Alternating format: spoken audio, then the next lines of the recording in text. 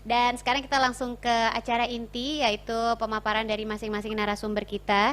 Yang pertama materinya akan disampaikan oleh Bapak Kepala BKKBN Dr. Hasto Wardoyo, SPOGK. Dan kali ini temanya adalah masa new normal, cegah stunting, tetap penting bagi keluarga. Maka dari itu kepada Bapak Dr. Hasto Wardoyo, kami persilahkan. Baik, terima kasih. Assalamualaikum warahmatullahi wabarakatuh. Salam sejahtera untuk semuanya. Langsung saja, saya akan barangkali sebagian dari materi, mungkin singkat-singkat, karena nanti saya percaya ada Profesor Dr. Sujatmiko. Beliau adalah konsultan tumbuh kembang yang terkait dengan stunting, akan memberikan materi ini dengan sebaik-baiknya. Dan kami atas nama BKKBN sebelumnya mengucapkan terima kasih juga kepada Mas Willy yang nanti juga akan melengkapi materi yang sangat baik. Ibu Bapak sekalian, kalau kita lihat beberapa hal yang terkait dengan stunting ini, next slide ya. Maka kita lihat bahwa sudah ada warning yang awal dari WHO. Ya, di sana dikatakan bahwa dampak dari stunting ini, dampak jangka panjangnya sungguh luar biasa karena ada dampak kesehatan, ada dampak ekonomi, kemudian juga ada dampak perkembangan itu sendiri. Sehingga kita tidak bisa abaikan itu. Kalau kita lihat tidak hanya WHO tetapi juga TNP2K ini juga mengatakan bahwa hasil dari stunting itu sangat mempengaruhi produk domestik bruto yang kemudian akhirnya hampir 20% hilang ini produk domestik brutonya karena stunting. Sehingga pertumbuhan ekonomi juga akan sangat terpengaruh oleh stunting. Bonus demografi atau window opportunity untuk menjadi kaya, dalam hal ini meningkat pendapatan per kapitanya, juga kesempatan itu menjadi hilang. Oleh karena itu inilah dampak stunting yang sangat bisa kita rasakan. Next. Ya, dan BKKBN memang sejak awal kita ingin sekali membantu mengawal supaya stunting itu dicegah sedini mungkin dari sejak hulu. Ya, next ya. Ya, oleh karena itu BKBN itu punya 3 kegiatan. Ya, ada Tribina namanya, Bina Keluarga Balita, kemudian ada Bina Remaja, dan juga jangan lupa kita juga membina lansia. Tetapi yang terkait dengan stunting ini tentu balita itu harus disiapkan jauh sebelumnya. Sehingga kalau nanti dari Prof. Sujatmiko akan banyak mengupas tentang stunting barangkali dari sisi bayi setelah lahir, maka kemudian BKKBN sebetulnya harus memikirkan jauh sebelum itu lahir ya. Next ya. Ya, terus next. Ya, Ibu Bapak sekalian, sebetulnya kita itu dilahirkan di dunia itu sudah luar biasa karena kita adalah pemenang, we are the winner. Ada 20 juta sperma per cc yang akan masuk di satu sel telur, yang kemudian yang menang jadilah Bapak Ibu sekalian, anak-anak kita. Jadi sebetulnya kita sudah orang unggul itu. Hanya memang butuh, jangan lupa, untuk menyiapkan sperma, menyiapkan telur, butuh asam folat, butuh zinc, butuh vitamin C, dan lain-lainnya. Oleh karena itu harus disiapkan jauh sebelumnya. Next. Ya, ini kita lihat bahwa hanya akan ada satu sperma yang masuk, dan ini sperma dibuat sudah 75 hari sebelum dikeluarkan. Sehingga kalau ada orang merencanakan kehamilan, itu sebaiknya sejak 75 hari sebelumnya suami sudah menyiapkan dengan baik, istri juga sudah paling enggak 1 bulan sudah konsumsi asam folat dulu.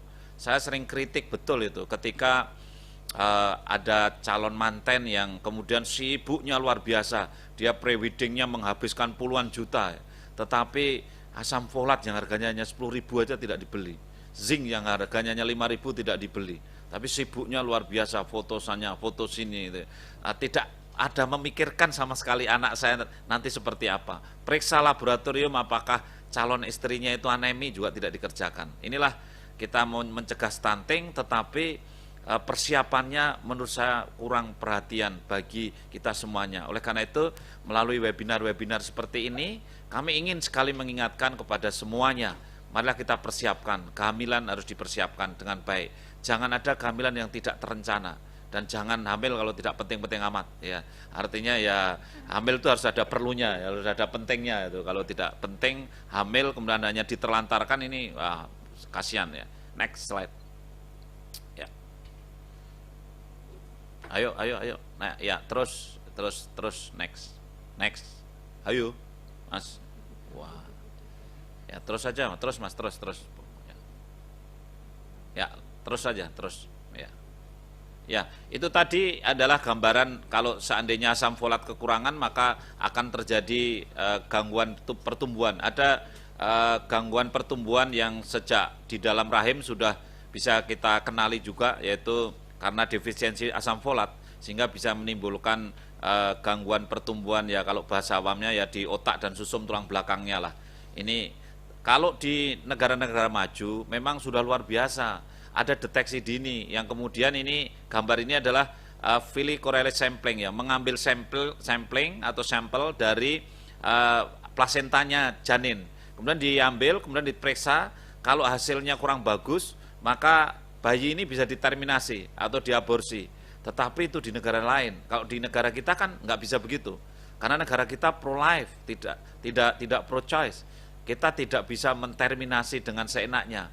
Nah itulah oleh karena itu untuk menyiapkan generasi yang unggul mestinya harus kita sebaik-baiknya sejak sebelum ada pembuahan supaya ya betul-betul sempurna. Ingat karena di Indonesia tidak mengenal hal seperti ini. Justru karena tidak mengenal hal seperti ini, tidak melakukan terminasi, kita tidak melegalkan aborsi hanya alasan kecil-kecil, maka kita harus menyiapkannya jauh sebelumnya. Itulah pentingnya yang saya sampaikan supaya kita itu betul-betul menyiapkan di hulu ya sebelum kita ada pembuahan. Next slide.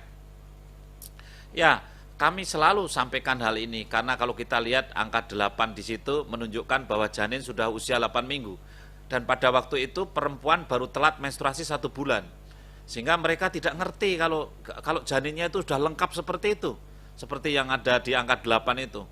Mereka banyak yang tahunya hamil setelah 2 bulan atau bahkan setelah 3 bulan. Sehingga kalau kita mau mencegah supaya tidak cacat, supaya baik, supaya tidak stunting kan sudah telat itu. Ada yang hamil 1 bulan minum tetrasiklin karena sakit ini, sakit perut, sakit apalah itu. Dia nggak ngerti kalau tetrasiklin itu aja mempengaruhi, membuat tulang bayinya terpengaruh, giginya bayinya besok akan menjadi coklat itu. Tahunya setelah bayinya lahir umur 6 bulan giginya coklat, baru dia, kenapa ini bapaknya giginya putih, ibunya putih, anaknya kok coklat, padahal yang coklat tetangganya, kan jadi curiga ya. Ya ini kan repot loh begitu, padahal sebetulnya hanya salah minum tetrasiklin, karena dia tidak care terhadap rencana kehamilan. Jadi kehamilan itu seolah-olah sambil lalu aja, nanti tahu-tahu sudah hamil baru tahu gitu loh. Ini yang betul-betul namanya tidak terencana. Maka sebetulnya berencana itu keren, ini anak-anak muda itu ya, BKKBN berencana itu keren kata anak muda. Ya ayolah kita rencanakan. Next ya. Ya, terus saja Mas, terus ya. Ya, ini saya cuma akan cerita dikit bahwa otak pertumbuhannya cepat sekali di dalam rahim, cepat sekali di awal-awal. Next ya. Ayo Mas. Odile ya. Wah. Ya, dan kemudian juga ada yang dipengaruhi oleh banyak hal ya. Ini slide-nya mohon maaf ini loncat-loncat nih karena di copy jadi loncat-loncat, ini hurufnya juga pada hilang. Jadi infeksi, gizi, toksin itu pengaruh terhadap perkembangan otak di dalam rahim ya.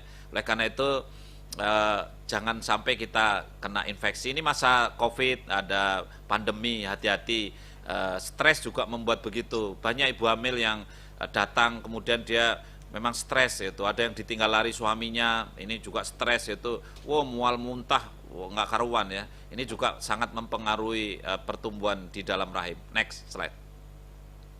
Ya, ini saya kira gizi, nutrisi penting sekali, asupan-asupan ini jangan diabaikan. Ya, ASI juga penting sekali. Ya, terus ya. Ya, ada beberapa toksin atau polutan yang perlu kita perhatikan, saya kira. Next ya.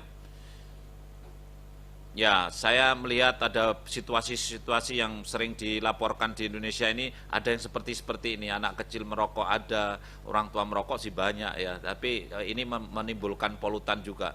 Ya, ngerokok sih boleh tetapi ya jangan terus terpapar, terekspos kepada ibu hamil dan juga anak-anak. Next, ya.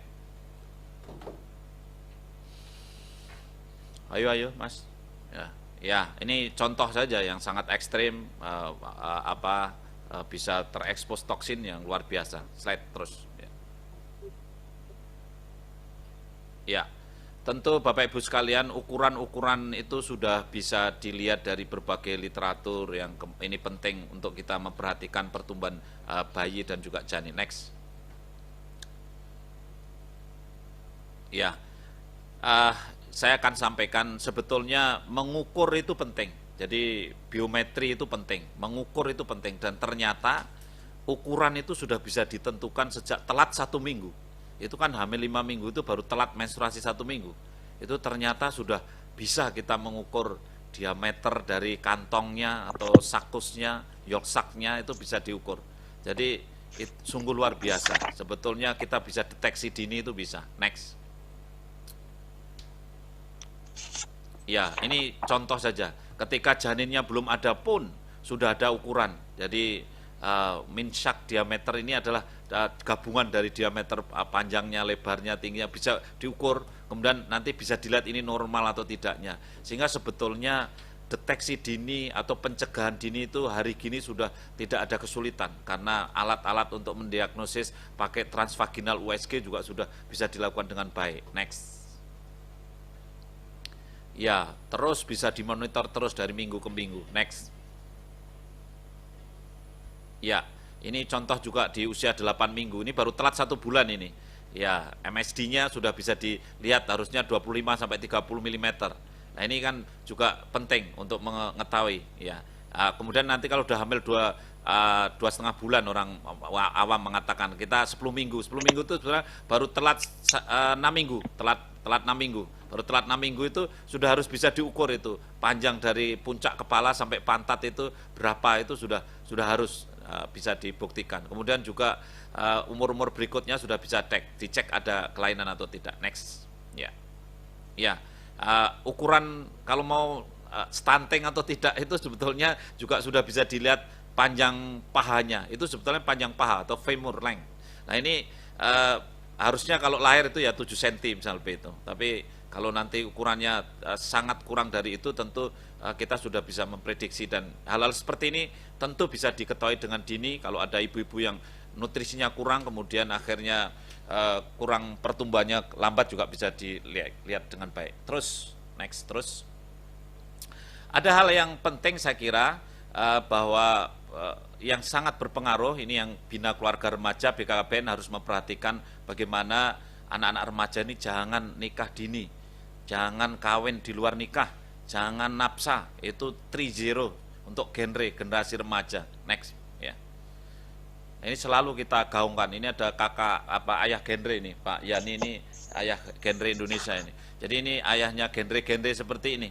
Jadi mereka ini kan memang baru pubertas ya. Jadi perubahan fisik, ada pertumbuhan seks sekundernya, sehingga dia baru masa transisi.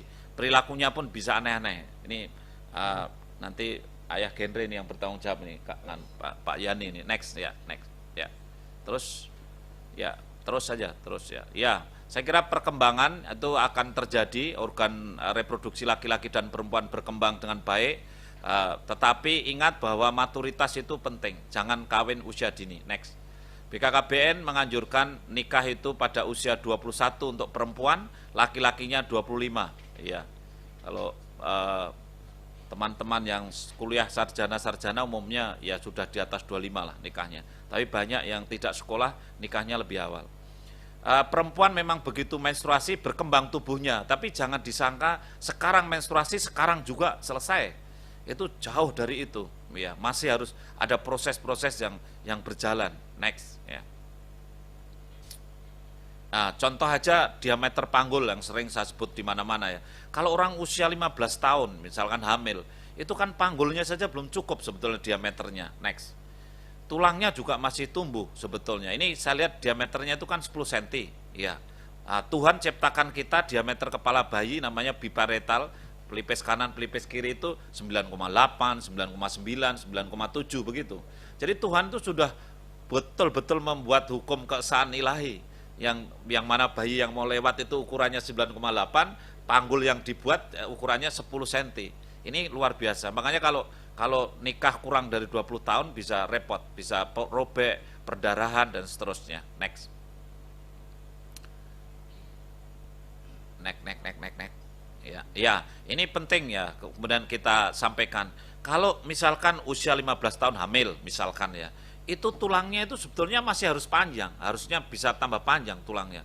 Tapi gara-gara hamil, tulangnya tuh diambil sama bayinya, sehingga tidak tambah panjang. Gitu. Mereka ini nggak ngerti kalau besok dia itu usia 32 tahun, tulang sudah mulai keropos untuk semua manusia. Sedikit-sedikit. Begitu usia 50 tahun kan kroposnya sudah banyak. Itu. Apalagi perempuan setelah menopause. Lah kalau nikahnya, kawinnya, hamilnya usia 15 tahun, usia 55 tahun bisa sudah bungkuk dia. Iya. Dia nggak ngerti kalau bungkuknya itu akibat dulu hamil usia 14 tahun. Itu loh. Nah ini kan pengetahuan yang mudah sekali. Bahkan sebetulnya padanannya bisa kita lihat pada binatang. Sapi itu tanduknya, itu kalau dia hamil sekali sapi itu, maka tanduknya ada geratan satu. Karena waktu hamil kalsiumnya diambil. Hamil 2 kali geratannya 2. Kalau perempuan ada tanduknya tentu saya tahu itu, oh ini hamil berapa kali gitu ya. Tapi kan perempuan tidak ada tanduknya ya. Jadi akhirnya kita nggak ngerti ya. Nah itulah ini bukan tanduk loh, ini salah slide ini. Ya, slide sebelumnya Mas ya. Ya. Mas, slide sebelumnya Mas. Oh, ya. Jadi saya kira itu penting sekali. Kalsium juga penting untuk asupannya, dan juga ingat lebih baik hamil itu di usia yang normal, sehat, yaitu usia 20 tahun sampai usia 35 tahun. Ya, ini penting supaya kita sehat ya. Next. Terus saja, terus Mas, terus waktunya. Waktunya berapa jengkelnya? Saya di stop aja kalau saya masih 15 menit. Oh ya, terus Mas. Ya, kanker mulut rahim itu, ayo Mas. Ya, kanker mulut rahim itu adalah bahaya orang yang nikah pada usia dini. Jadi selain stunting, juga kemudian ada kanker mulut rahim.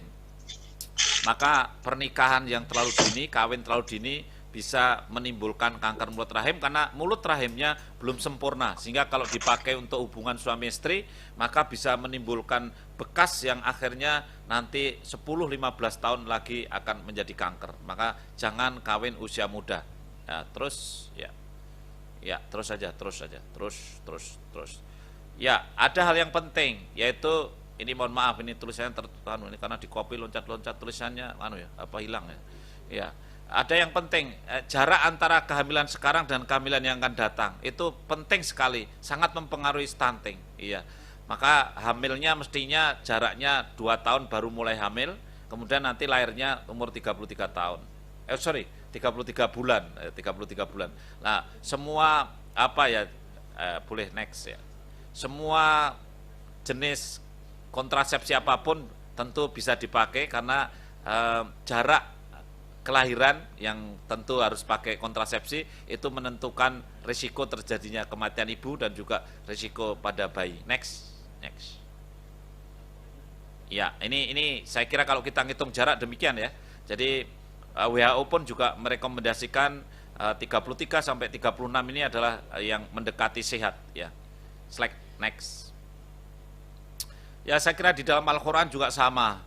Jadi diamanatkan kita itu untuk bisa menyusui 24 bulan, kemudian jarak kehamilan sampai 33 bulan. Ya, next. Ya, terus saja. Semua menunjukkan bahwa jarak kehamilan itu menentukan kesehatan baik bagi neonatal atau janin dan juga bagi ibunya.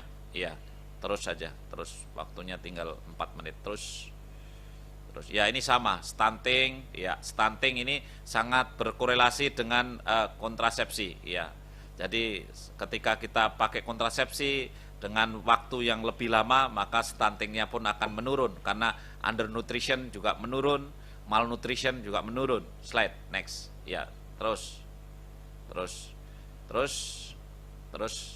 ya, terus Mas. Terus lagi, terus ya, ini sama saya kira hasil penelitian. Terus ya, berhenti dulu. Nah, ternyata tidak hanya berhenti kok malah jalan ya. Ternyata tidak hanya stunting, tetapi autisme juga penting sekali. Jadi jarak itu juga mempengaruhi. Maka autisme juga kemudian anak kedua itu menjadi berisiko karena jarak dengan anak pertama mungkin belum pengalaman gitu ya. Maka betul-betul marilah kita kontrol jarak itu. Tentu tidak bisa melupakan kontrasepsi jadinya ya. Harus dengan kontrasepsi untuk mengatur jarak itu. Ya, next. Yang perlu diperhatikan, ayo Mas. Ya. Next, ya, yang perlu diperhatikan adalah ternyata gangguan mental emosional itu meningkat. Ini artinya apa ya? Autism, kemudian jarak antar kehamilan sekarang dan yang akan datang tentu juga mempengaruhi bagaimana kualitas anak. Pak Presiden Jokowi mengharapkan kita itu ada generasi yang unggul, kemudian Indonesia maju. Tetapi kalau anaknya autis, stunting, kemudian gangguan mental emosional, wah repot ini. Lebih dari 7% itu berat. Di antara 100 orang yang 7% error itu kan berat ya. Kalau Anda punya teman 100 kira-kira 7-nya error lah kira-kira itu. Nah ini berat sekali begitu. Tidak bisa diajak kerjasama, tidak bisa diajak maju. Ya, ini repot. Oleh karena itu saya kira penting sekali ya. Saya kira hal-hal ini yang mempengaruhi tentang stunting nanti Prof. Sujatmiko akan memberikan lebih lengkap lagi dan saya sudah cukup sampai di sini, nanti akan dilanjutkan oleh pembicara yang lain. Dan terima kasih sekali kepada semuanya atas perhatiannya, dan kami mohon doanya, mohon dukungannya. Di Hari Keluarga Nasional BKKBN membuat pelayanan KB gratis, pelayanan serentak 1 juta aseptor besok pagi tanggal 29 di seluruh Indonesia, pelayanan serentak 1 juta aseptor, dan BKBN meluncing jingle baru, logo baru, dan juga semangat baru. BKBN siap untuk menjadi sahabat keluarga, menjadi sahabat remaja, dan juga sahabat lansia, dan terlebih kepada anak-anak balita. Terima kasih. Wassalamualaikum warahmatullahi wabarakatuh. Waalaikumsalam warahmatullahi wabarakatuh. Terima kasih Dr. Hasto. Jadi mudah-mudahan penjelasan dari Dr. Hasto semakin membuka cakrawala pemikiran ya, terutama untuk remaja-remaja, jangan menikah di usia muda ya Dok ya. Karena